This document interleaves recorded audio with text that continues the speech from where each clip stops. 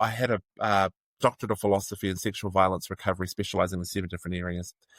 And the judge looked and he said, we won't be requiring any more. You've done enough. Thank you, Dr. Stevens. This man has a PhD. He can sit down. We can assume Wow. that he's a Yeah. credible expert.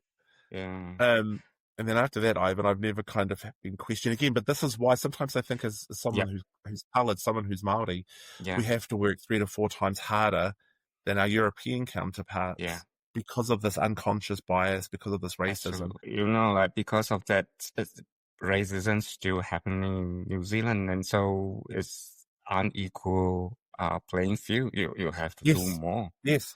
Isn't That's it? right. To do more, and that's right. In fact, that's that's exactly what I think. If you're going to be playing in this game, you've got to level up, and you work twice as hard.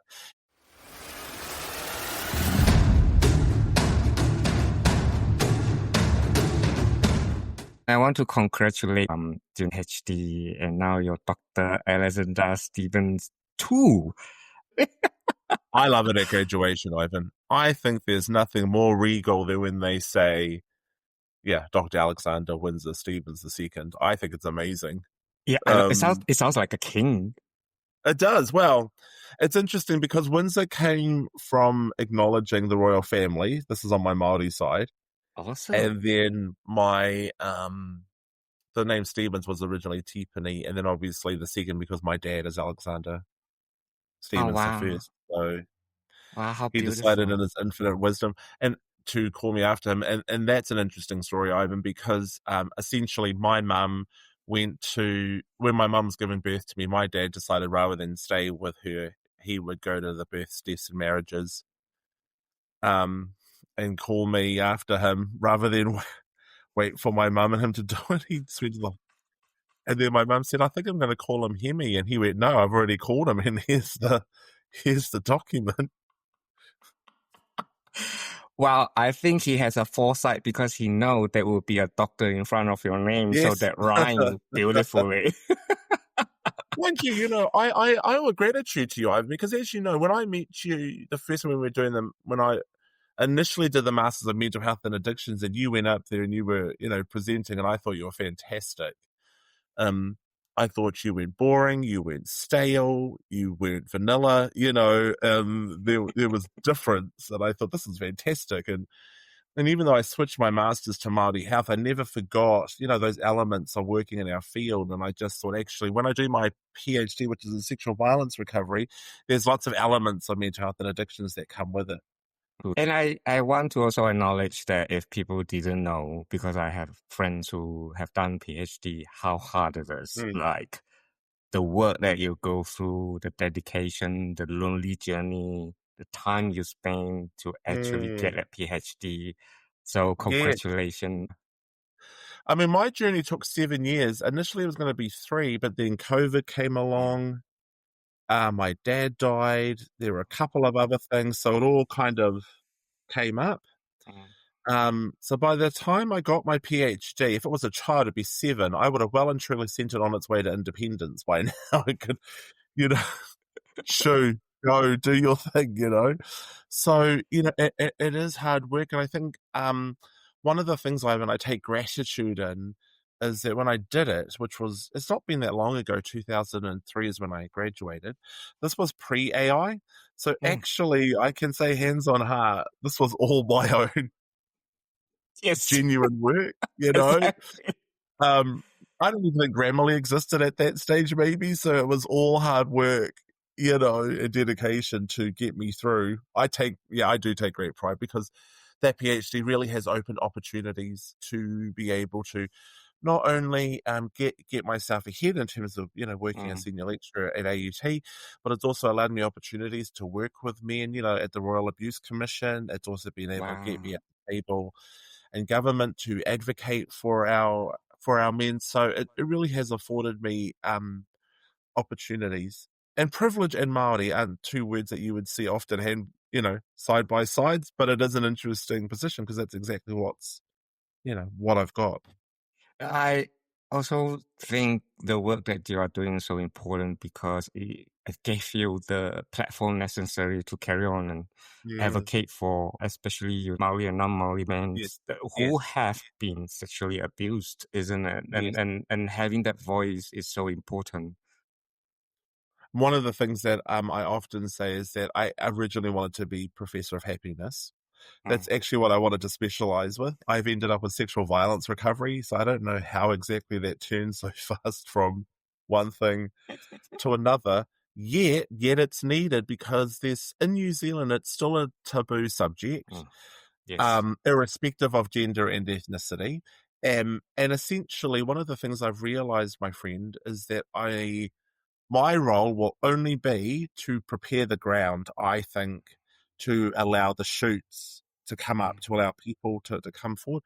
So I don't think it's going to be in my lifetime before we see a huge dent, but if I could contribute, it would just be laying the foundation, which is interesting for me because I don't do gardening. These aren't laboring hands. And so I have to kind of push myself and challenge spaces in a way that's something that is familiar to me. Yeah. And I want to if that is okay to go back to even the beginning of who is Dr. Alexander. I mean like Stevens too. Who Yes. are you? I Yes. mean how and what bring you to the journey of deciding to do the topic specifically about Yeah. yeah. Yeah, so look, I'll do it in a traditional Māori sense, right? So I'll say kia ora koutou katoa, ko mamaru te waka, ko manga tōria te manga, ko te pātu te marae, ko waka tōria te awa, ko muri whenua te iwi, nā koe nui tonu e. So kia ora, I'm Alexander. I hail from the 5 tribes of Muri Whenua all the way up north. As you kind of reach the Kaitaia all the way up to the lighthouse, that's my area. Mm. And I also come from Mangamuka, which isn't that far from Ngāpui. I am the oldest of my direct family. And I'm just over 40. I'm not going to say how old I am because, but I'm still in a position where there's still enough moisturizer in the bottle to help me look youthful. So, I can, which I'm loving. Um, You have a great uh, skin, I have to say. Even Thank you. yeah, but I moisturized just before I came on. I just thought, oh God, I hope the camera's going to be forgiving today. So it is. So a little bit about me. So look, I was raised in a home that was full of domestic violence, that was filled with all kinds of challenges. My father is Māori, my mother is Pākehā. So for me, lots of little challenges, but of course one of them is, well, who am I and how do I identify? Um, Later on, I just thought, well, I thought it was a blessing because it was like, which scholarship can I now apply for? All of them, apparently. So let's just go for gold. But at the time, it was hard as a young person.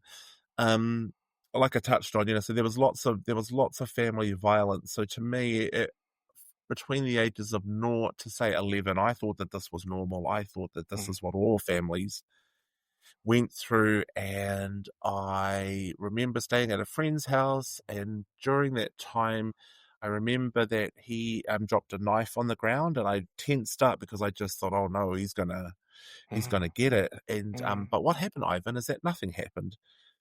He picked up the knife and people just kept eating. I was more shocked that he didn't even wipe the knife. He just straight from the floor. I was like, ugh, but and then the violence, and I just thought, wow. So, and by then my mum had left my dad, and I remember asking her, is this what we went through the norm? And she said no, and I remember it really shocked me, for a long time that this wasn't the norm. That I could have had a different life, being violence free and so on and so forth. And it is what it is, but it's one of the reasons why I've ended up working in family harm. The other thing, I guess, when I think about my own life, is my own father had bipolar and was schizoaffective as well. So he had his own challenges, and especially not medicated. So, mm, when there were good days, my brother, it was mm, great. And mm, when there were bad days, there were absolute mm, bad days. So, mm, and so mm, growing up, I think for me, mental health, violence, those were kind of like the norms. And then the sexual violence recovery that came up when I was 16, mm, and got my first disclosure. I didn't know anything about the topic, didn't know how to deal with it. mm, And then I found out that that man, yeah, he committed suicide a year later, and yeah, it really struck me. So, here are these yeah, different themes that that yeah, that come up where I live in South Auckland. yeah. And then in between time, I identified as gay. Now it's asexual because different words didn't exist back in the day. That's right. Yeah. And I just thought, wow, how much harder is life going to get at that stage? So and so I guess for me, I've spent a long time kind of figuring out my own journey, Mm, wanting mm, to understand, where is my past taking me, and then along the way mm, meeting some beautiful human beings like yourself mm. that have helped me think about my own journey and where I kind of see myself. So that's a little bit Thank you about so me. much for sharing it, my friend, because I think that truly show who you are as a human being, because you turn all the feels into fire, a passion, Mm, and yes. transcend into power. I think that just show the kind of person you are, my friend. That is just amazing. Thank you. Thank you. Yeah. I remember with the moment when my parents divorced, I was so happy, Mm, and mm, I mm, thought, yay. And then, like I said, mm, then I thought, uh-oh, people are having boyfriends and girlfriends, but I'm not attracted to either. What the hell does this mean? Oh, crap. Now another challenge, So it's been a challenge, find a way forward, challenge, find a way forward. yeah. But Yeah. eventually when I ended up working mental health and addictions, it was Mm, just like home in a mm, sense, mm. you know? Yeah. And so I understand, like of course that's driven by your own experience, seeing the world that you live Yeah. in, and of course you also have this passion you really want to understand and also bring the change into Mm. the things that you witnessed. So do you still remember how you get into the mental health in the first place? Yeah, I was doing this is a while ago, but Yeah. back in the day, I was facilitator for a group with Rainbow Youth. So Oh, I was like awesome. 17 or 18. We just Yes. thought we could change the world. I just love how deluded I was back then, Ivan. You know what I mean? We just thought, and Not can I at just all. I look, Rainbow, you still here because yes, true, individual like true, yourself. Yeah. true. And and back then in the olden days, as my mentees would say now, back in the olden days, I grew up in an era where you still could be fired for being in the rainbow community, Mm, where we weren't in the Human Rights Act at that point. So like things that people take for granted. mm, My colleagues and I, along with other people in the community, protested, advocated to make long-term change. So, I guess, and that's where I kind of picked up the mental health and addiction stuff, mm, and then along the way, we met some people that had some pretty rough lives or had been rejected by their parents, and mm, so although I haven't done drugs myself, I know the pain of watching somebody else trying to pull mm, themselves mm, out of it. You mm. know, Absolutely. yeah, and so I guess that's where I kind of got a taste for it. Later on, along the journey, one of my close friends at the time, he had had his own journey with mental health and addictions, and when we became friends, it became apparent that we just had so much that was in common. Mm, He reminded me of my dad, but without the violence. mm, He, mm, yeah, he was kind, but he also had faced a lot of stigma, especially with schizophrenia. So mm, I felt an affinity towards this person. mm, He mm, wasn't in the rainbow community, but he himself felt judged and excluded. And I thought, well, actually, I know what that feels like to be judged and mm, excluded. And mm, we became friends for a very, very, very long time. And and to be quite honest with you, with all my different quals, of which there are 35, but lots of those quals were actually designed to support him Mm. on his own journey. So I'd already finished my counseling one, but to really kind of work and understand what he was going through, that's when I did the mental health and addictions, because I just thought, look, services aren't Yeah. working, and what can I do in my own capacity to be Wow. a support person? I, Yeah. my friend, you have so much insight. I was just thinking this young man, when he himself went through all these challenges himself, Mm, you still decided to gift. You decided to say, all this happened to me. I see this world is unjust. How yes. can I change it? That is amazing. Thank you. Did you know that you have that inner fire in you? I knew I had the spirit of determination. Yeah. I mean, to be fair, my brother, and it's helped me even now. Anytime someone says, no, you can't, not allowed, Yeah. I just think, how wonderful. Step aside, and let me through. Um, and it's worked every time, Wow.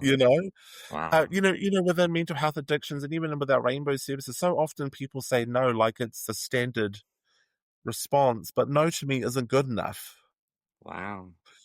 To me, they'll say NO, but I'm thinking KNOW to know, we're going to I do like this. it. We're going to Okay, find a I way know. through. I think anytime you Wow. hear me use the word ngā mihi, watch out, Yeah, yeah, because it's yeah. about to go down. Yeah.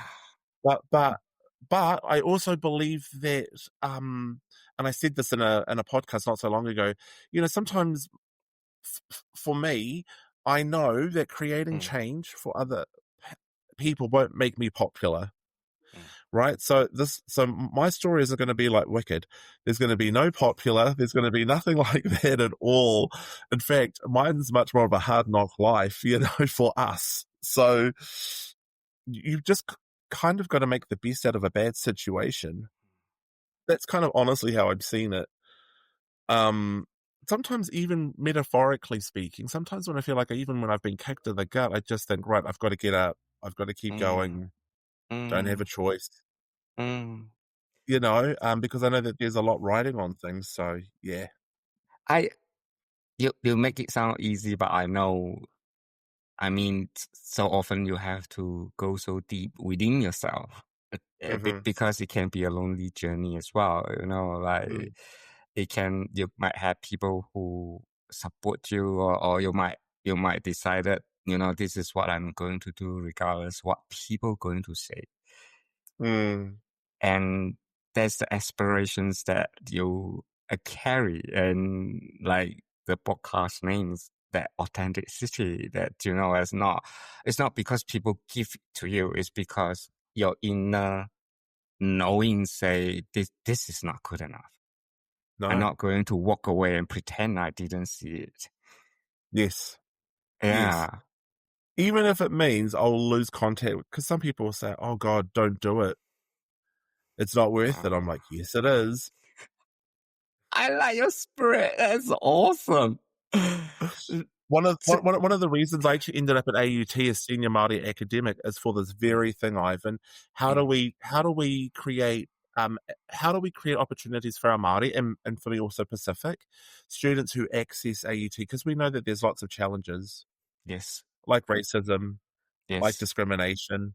Yes. So, and then I'm also about other minority groups as well, right? Because I think Mm, if we can work to support Māori, then often these other things can kind of sort themselves out.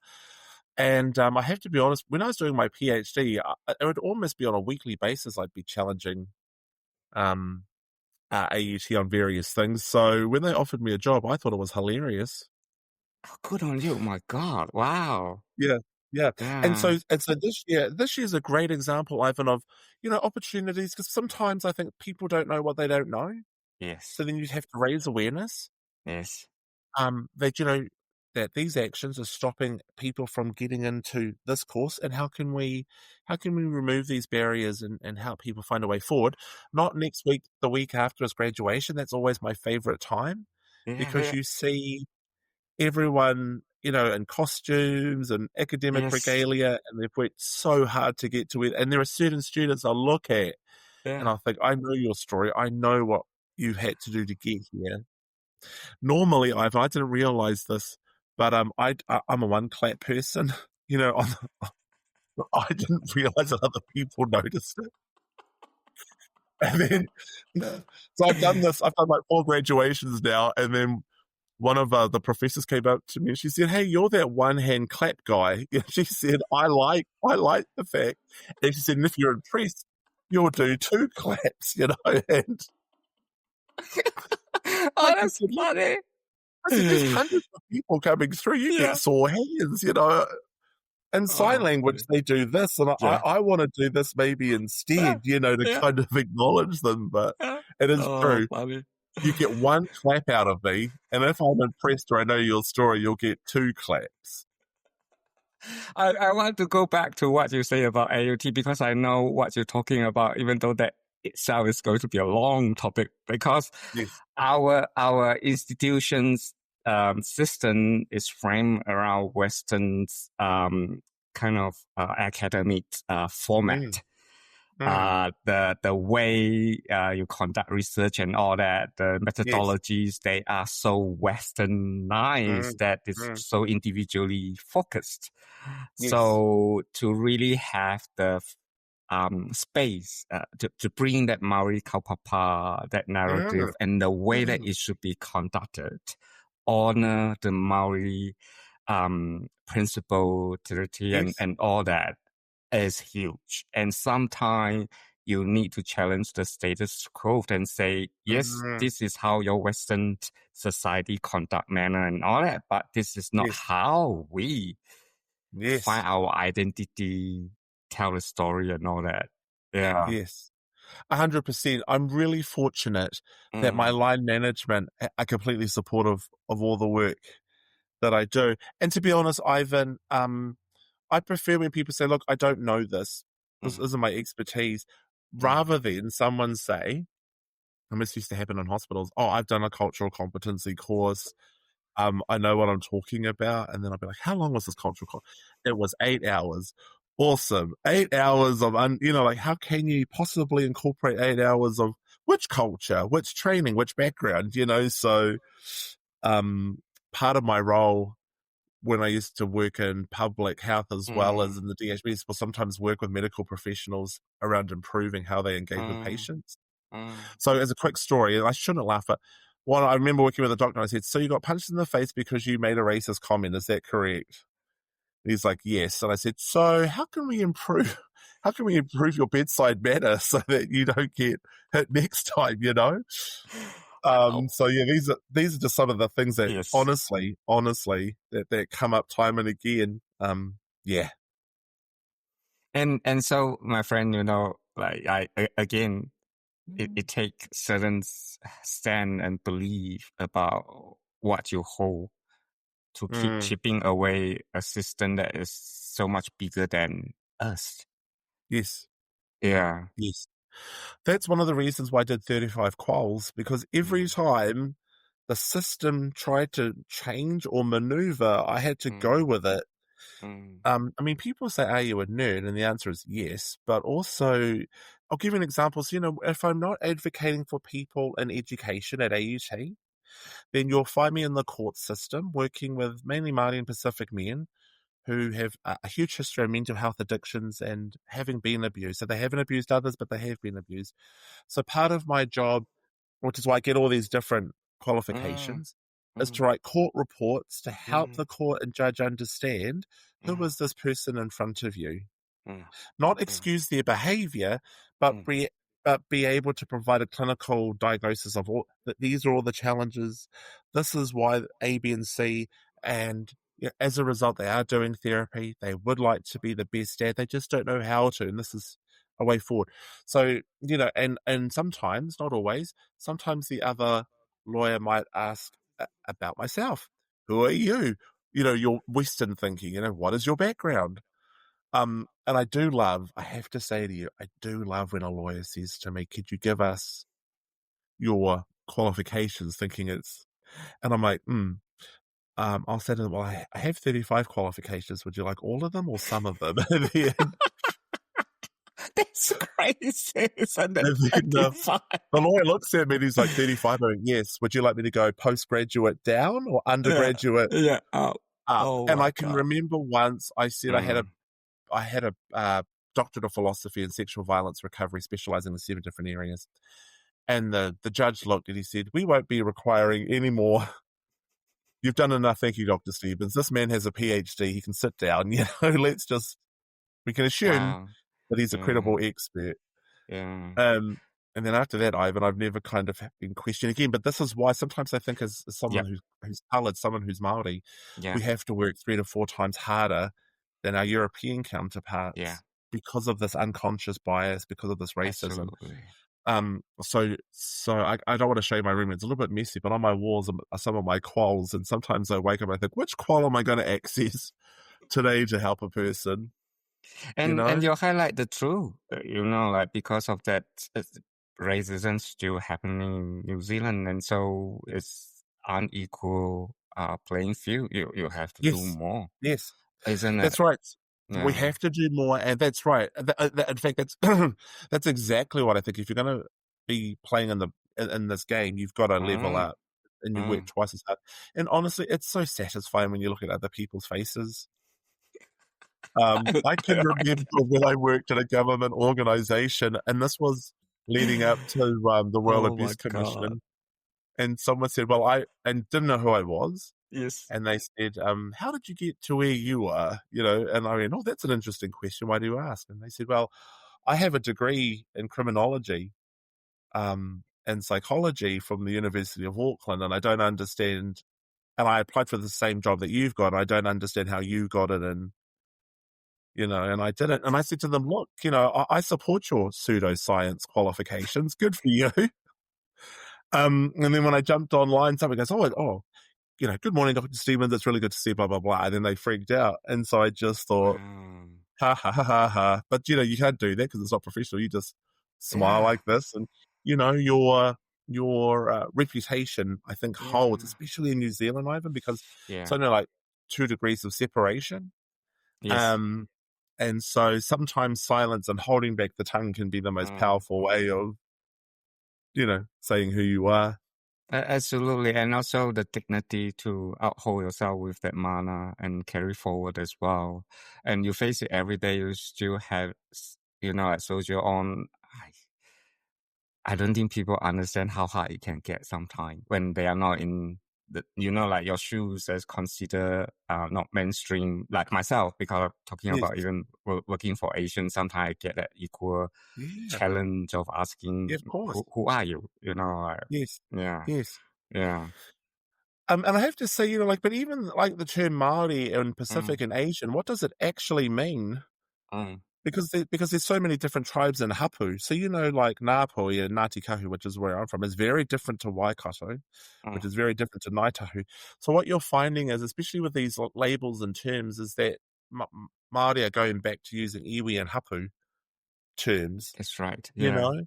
It's like Asian. What does that even mean? Because it's such a huge area, So, yeah, I'm always careful about being mindful, when I'm about those kind of terms, because sometimes I think they can create spaces, but they can also create barriers as well, And I one of agree.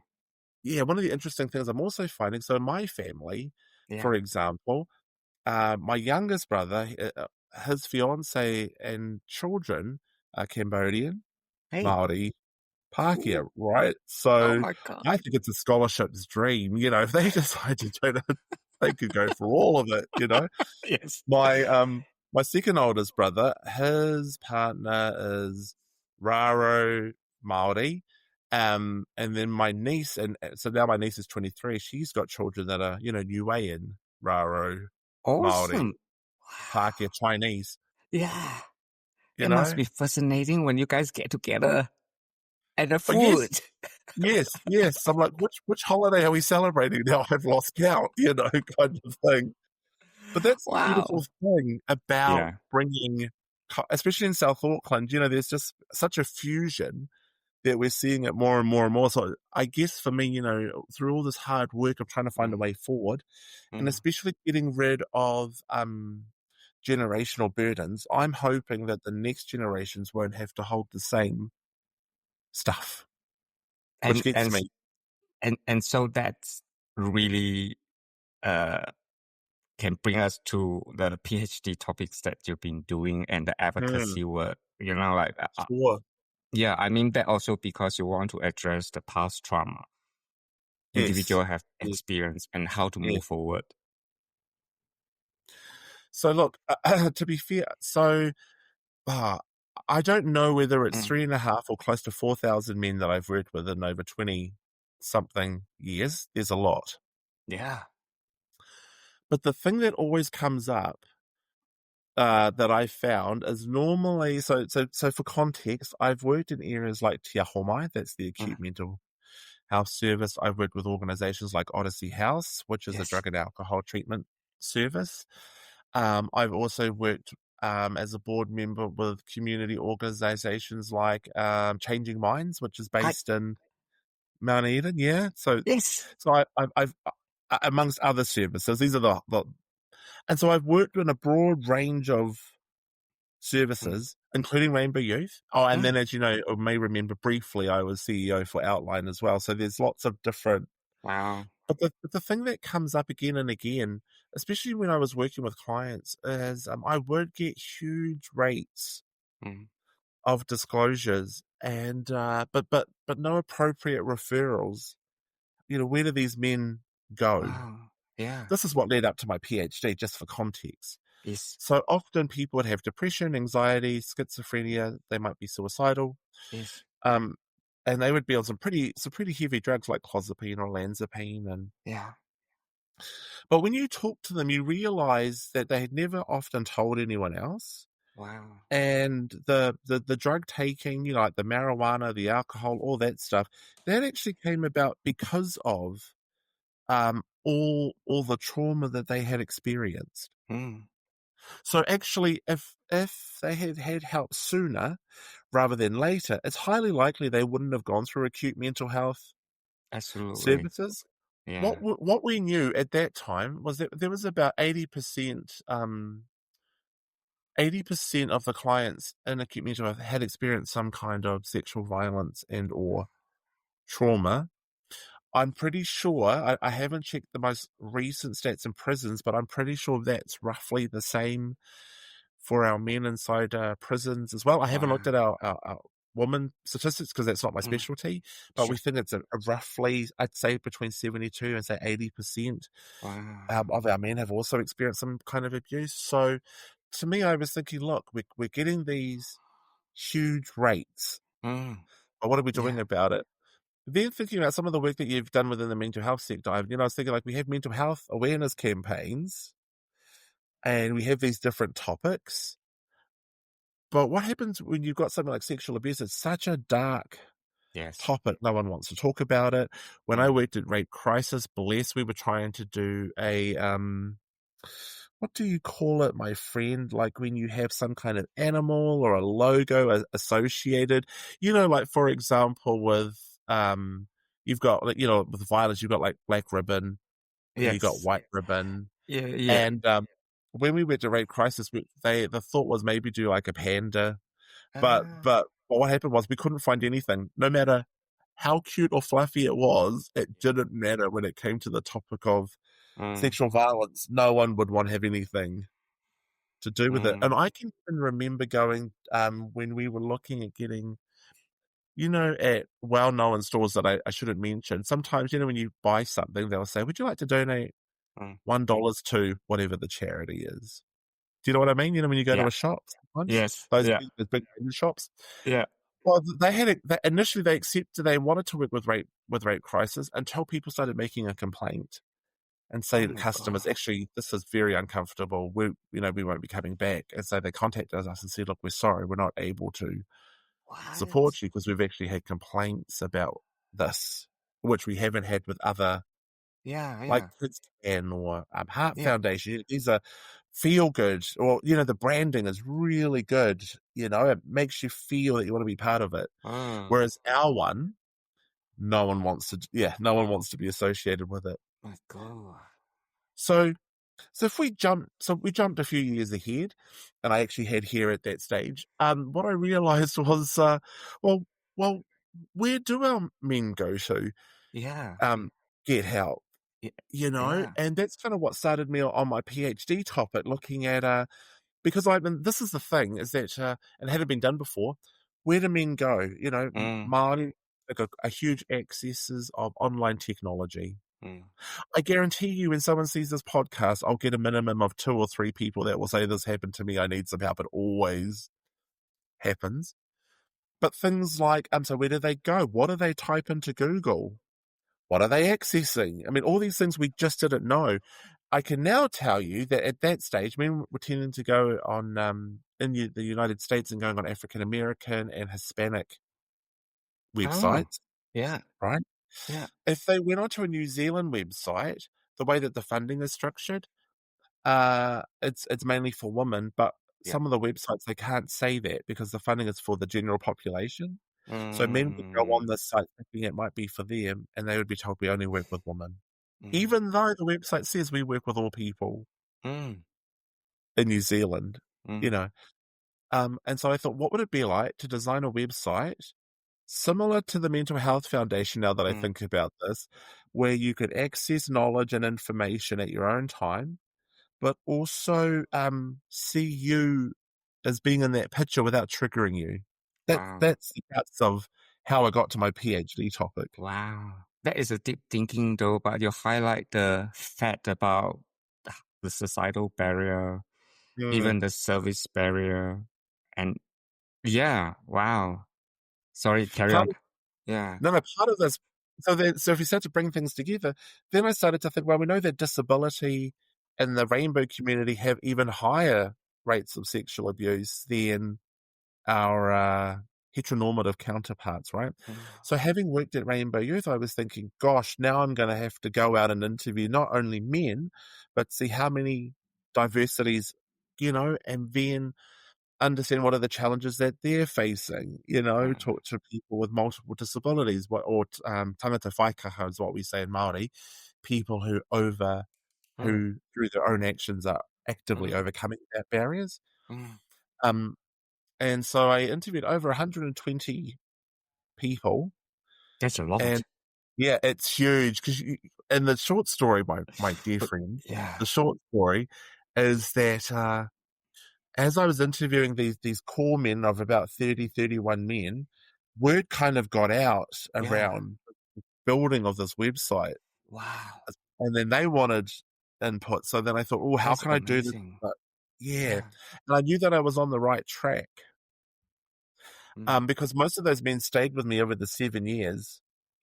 They wanted to see the end product with their own lived experience. So I guess this is where this mental health addictions and all my life experiences kind of came into this space. And then we launched it.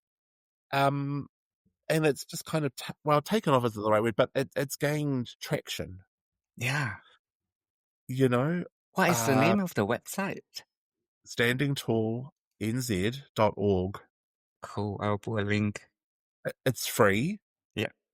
And I learned along the way. So I had to learn how to develop a website. I had to develop marketing and comms. It was fantastic, You do it all by yourself. Yeah. I learned so much. Look, I'll give you an example. I learned that people get 3 seconds before they'll switch off and go to a different page. So you've got to make that page engaging. I learned that. Have you heard of the F approach? I'd never heard of this before. The F approach is when they read one line across, scroll down, second line, scroll down, and if they don't get that information, they'll just log off. So what I can tell you, which I've never said in any other podcast, so this is an exclusive just for you, Ivan. Thank you. Is that the average time that someone might spend on, say, a social or community web page might be, say, anywhere under a minute. but per page, mine is about 6 to 7 minutes. So it's actually 6 to 7 times higher than what the average range is, which I think is pretty cool. It means that we're hitting the right target, the right messaging. Absolutely. Wow, amazing. It's been a bit of a we've been shortlisted for a couple of awards. So at that stage I kind of thought to myself, all right, now it's time to submit this thing. And I passed, obviously. Yeah. Flying colours, my friend. It's not so much. Go on, what were you going to say? Because people don't understand, the PhD actually do not require 100-something over qualitative study. That show you going above and beyond. Usually, like even 12, 13, 20s qualitative interview, that's enough. But you have gone above and beyond. Yeah. It really was.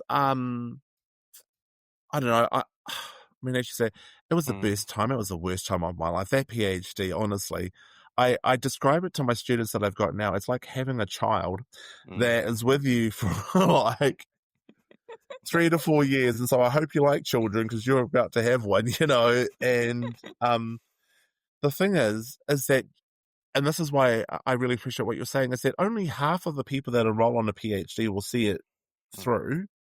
So you really have to have a passion. And can I say to you, there were days where I just wanted to throw it all away. One of my closest mates, Nigel, I said to him one day, I was like, bro, I just can't do this anymore. I keep hitting hurdles. You know, I'm facing Western ideologies that's trying to stop Kaupapa Māori from happening. You know, plus I'm trying to, do the best that I can to manaki these men's stories. And I remember he said to me, he's like, look, you can't quit, not because I don't want you to, he said, but because all these men have trusted you with their stories. Yeah. And where else are they going to go? And my friend, I don't think people understand if they have not. You're not just talking about the PhD study. You're pretty much saying all these individuals have kindly given you their story. Yes. It's a tongue off to you. And so it's not just about the study, the research. And then you're facing westernized pigeonhole methods to compartmentalize story. You say that is not the way we want to honor individuals. These are human beings. Yes. And then you also carry on and wanted something that meaningful. So all these individuals feel their suffer have some meaning to it. So you carry a lot. Jesus. I can give you an example. Like some of the guys, so what we also know is that for some of our men, they also had reading and writing and numeracy. Some of them were illiterate. So this was the first time. And so they tend to write like text language. You know, like to be honest, like the number 2, the letter B. B, yeah. Yeah. So when I would write their responses in my thesis, I would be told, you have to spell that out in full English. And I would say to them, no. If I do that, then I'm taking the voice away from who they are. And they said, but this is a professional PhD. We don't have this kind of language. And I said to them, if we take away their voice, we take away their identity, we take away their story. So this is an example. I'm like, right, nā mihi, get out of my way. We're going to, and I did. I wrote I wrote a whole section around colonization, oppression. I didn't name people, but I quoted them. And I love your approach because you're saying, yes, it is a research, but we need to be real. This research is not just about the academy using it as a way to rank their system in the world. No. I'm doing this for my people. You F the work out. Yes. Yeah. And I have to say to you, as a result of doing this PhD, like I've traveled the whole country from the top of the North Island all the way down to the south. I get recognized, which is an interesting thing. So can I just say to people that watch this, sometimes people come up to me and they're like, hey, you're the sexual abuse guy, right? And I'm like, recovery. The sexual abuse recovery guy. Please don't yell out this when I'm in Manukau City or I'm in a cafe. Please don't yell this out. People are looking. I was like, recovery, exactly. Alexander. You know, they're like, oh yeah, sorry. I'm so sorry. And I'm like, oh. I tell you, I understand. It's like suicide prevention. It's not suicide. It's like suicide prevention. Yes, prevention, right? Prevention's the key word. So, yes. And in fact, yes, it's very similar. In fact, the taboos between the two are very similar, and they crisscross over. So, anyway, back to you. I can see myself. I tell you, there is so much aloha you carry with you, and the burdens, not burden, but I hear you, like, that's why when you feel like it's just so overwhelmed, I'm so touched about everything you did and the mana you presented to individual and decide to move forward. That just, brother, wow. Thank you. Yeah. You deserve, like, the recognition and all that. This is not just PhD studies. It's way beyond it. Yeah. One of the things that because self-care in our fields is key, right? So I've got two mentees. I've got Sione and I've got Irie, and basically I'm future-proofing because I realize if something happens to me, that's it. That narrative stops. So I've got two young tane who are interested in coming into the sector, and then as soon as they are suitably, skilled and qualified, I will give them the keys to the car and I will retire. I'll go into my cottage. I've said this before, put up my electric fence, my keep outside. I can't see you retiring. I mean, you will get so bored, to be honest. It is true, though. I mean, I think the work that we're in is always interesting. This is when people say, hey, I'm thinking about a career in mental health, or I'm thinking of a career in addictions. I'm like, yes, and you'll never get bored. Because you're dealing with people. And when you're dealing with people are interesting. It is. And they never stop. I mean, you and I are a great example. I think we're both fascinating individuals. Oh, yeah, true. Yeah, we have our own rich history. I know you don't like the attention on you because it's about me in this podcast, but it's true, though. You're interesting, and that's why I reached out to you. And I said this to you before, but for people listening, I mean, when you said, if you have any more information or if you want to know anything else, here's my info. I was the only one that wrote it down. And I thought, this is, he's been so interesting, so fascinating. I'm going to. I tell you, though, even this, I was thinking, there are so many topics that we can talk about. You are such a fascinating individual and like, you carry so many hats. You see all the challenges, right? From gender to sexual orientation, like to disability, disability, mental health. Yes. I worked at the Retirement Commission, the Reserve Bank. Yeah. Addictions, like, oh my God. Yep. Yeah, and even South Auckland, like whole communities that what you witness and yes. Yeah. What I say to people is that working in mental health and addictions doesn't mean that you'll just be stuck in the mental health and addictions social sectors. Mental health and addictions is everywhere. Like when I worked at the Retirement Commission, I said the same thing to the commissioner. How are we supporting people as they're getting older with mental health and addictions issues? How do we get them in a position where they're not going to be left in a state of poverty because they haven't saved enough money? With the Reserve Bank, can you believe I ended up at the Reserve Bank? I scratched my head and thought, how the hell did I end up here? Woohoo! I think that's awesome. Yeah. Talking to the Reserve Bank governor and the team around how do we help raise awareness around mental health? How do we raise awareness around addictions so that when we're looking at these big decisions around lowering cash rates, so on and so forth, we understand, hey, this will ripple out and affect people on different levels. So absolutely. You never get bored in the sector. And I'm sorry to say this, but one of the reasons I worked in this field, and I say this often, Ivan, is when a recession hits, the rates of addictions and mental health go up. Oh yeah, absolutely. Right? When they it's level happening off right now. Yeah. Yes, exactly. Yeah. So when they level off, the rates are still there. So no matter where in society, whether we're in a good time or a bad time, there's always employment. And I sometimes feel guilty that I'm working in a sector that is on others, but then I've also realized, well, actually, as you also know, this sector isn't meant for everyone. Absolutely. And there are genuine human beings like yourself that do great work with other people. With me behind you going, I could be a better human being. I'm not going to today, but brother, I could be. You are amazing, especially having your knowledge and understanding into places where, like what you say, reserve bank, they couldn't have a better person Mm, to let mm, them see the reality of how it impact on people when they don't have what other people have.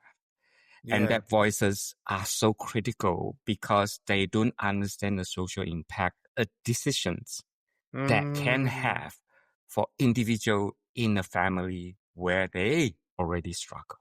yes. And man, I don't know. I think, brother, you please don't retire. One of my mentors would like me to kind of slow it down a bit, you know. But yeah, I do love it though. Mm, And the other thing I also think about, you know, there's very few Māori and Pacific men that work in the sector. There's maybe less than exactly. 3 of us. Exactly. So yeah, I won't be retiring anytime soon, my friend. And I'll stop and retiring when my moisturizer, when my anti-wrinkle cream isn't so efficient but and I can see wrinkles, then I'll look at but quitting also there. in that kind of, like credibility and caliber that you have, brother, Mm. like it's just not, you really work so hard of it. And the last questions, I to be honest, like we can have Sure, touched on sure, sure, so sure. many things, but what I really want to ask you is, actually, it's a two questions. Oh, One cool. Two is, questions. yeah, sorry, I'm a bit greedy. One No, no. one is the one is, what would you say to your younger self, knowing what you know now, to Run, that run, flee, escape, run where? invest in bitcoins. Don't bother buying CDs. They're useless in 20 years' time. Everything will be on Spotify. Invest. Oh, If, that's if, funny. if I had a time machine, I would say, look, you invented a time machine. You'll be fine. Keep going the way that you are. Awesome. I guess the thing I would say to him is, you know, all the hard stuff that you've gone through, the bullying, the violence, the discrimination, the hurt, the suffering from complete strangers, you know, Mm. you'll find a really clever and innovative way to put them in different qualifications that you can then bring together and start weaving to help other communities and other people who have gone through similar type things. The way that I think about this, Ivan, is that my PhD, if you think of the umbrella, my PhD is the handle. When I Mm. open it up, all the qualifications, you know, kind of come Wow. in so Yes. that, you know, when the brown stuff hits the Wow. fan from colonization and Yeah. Wow. I people like. decide which one to pull on. But now that it's doctor, you know, then it adds credibility. Yeah, and I guess for me, you know, some people want the title of doctor. I just wanted to get to the highest accolade so I could start to advocate at that. Higher If level. you follow what I mean, that was it. And it's I nice when you go to a conference, you know, I but totally hear you. It's like, you want to play the game with them. You want yes, to be part of that game, and that is the only way. absolutely. Sometimes Yeah. people will say to me, wow, you're a doctor. It's like, yes, but don't have a heart attack in front of me. If you collapsed in front of me, I just slightly tap you with my foot and go, oh, he looks unconscious. Someone call Oh my 111. God.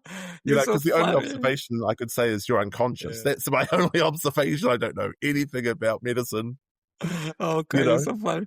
Uh, Um, that would be it. You know, what's your second question? I'm interested. I'm interested, Ivan, what your second question was. I think there are many, many Maori individuals, especially still Mm-hmm. being, I don't like to say it, but it's true. Like the how societies have painted as who they are and having that Yes. negative. What would you say to them? So, Yeah, what a great question, Ivan. So look, I'm still writing a book which is called How Not to Kill Your Māori you're Patients. writing a book. Yeah, yeah. How not to Awesome. kill How Not to Kill Your Māori Patients in the Healthcare System, a guide for Pākehā health professionals. But my editor said you cannot put Pākehā, you'll have to put the word tauiwi, it's too loaded. But when you look Mm, statistically, you know, it's racism and judgment that puts our farmers at risk. And then when people say, absolutely. oh, they're too lazy, they don't want to come back. It's that we don't want to come back, but we just don't want to get confronted with all this hate. Exactly. So what would I say, brother? I would say that we're not going anywhere, that you can do everything you can to restrict language, take away the treaty rights, but hey, we've been doing this for 200 years. And ultimately, what have I learned is that our people are incredibly resilient. Like myself, they've got dark sense of humor, but that's how we get through. We're And I not going wish anywhere. and I wish one day we don't even have to have this conversation. It shouldn't Yes. be. My brother, witnessing whatever is going on, I'm not pleased myself. I'm not, Mm. I No. angry sometimes. Yeah, yeah. Yes. I think very quick story, Ivan. I think when some of my Māori clients Mm, say to me that they look at the news and they feel distress, mm, when you have things like language or books, too much Māori words, the treaty mm, stuff, it really affects their mental health. And I think that's not okay. mm, That's not okay. mm, So, yeah. as, yeah, yeah. So my heart go out with you and your people.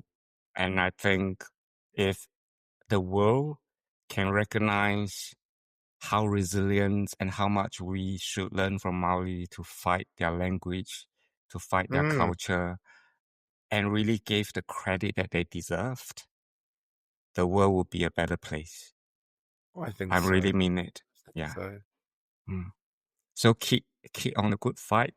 And I'm always thinking about you, brother. And yeah, I have so much respect of you even before, but today is like, whew, this guy is ridiculous. I appreciate it. And can I say to you, I have missed your laugh, Ivan. It's so hearty and so full of happiness. Whereas when you hear me laugh, it's like, oh no, someone's done something bad, because I do a high pitched laugh. I like the fact that You laugh, yeah, you warm and still happy. you still can keep your sense of humor. I respect that, brother. The world that you navigate, you make it so light and easy. I know it's not. Yeah, Yes. yeah. So, but thank you. Thank you very much. Thank you. I want to apologize. I should have asked you whether you want to open with a karaoke. I didn't even, honor that, and my bad. No problems at all. What I would say to you, Ivan, is that you've been the blessing. So actually, you've opened it with your laugh, you've closed it with your laugh. That to me is the best karakia. But at least we can have a closing karaoke. Is that allowed? Of course it is. If you want, would you like to do a closing karakia? I'd let you do it if you want to. I'm not good at it.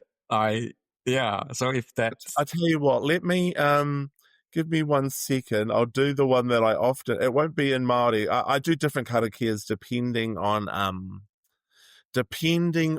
the context. Yeah, but the yes. one that I like, you think I'd remember it off by heart, is the Serenity Prayer, because I just think it's such a good,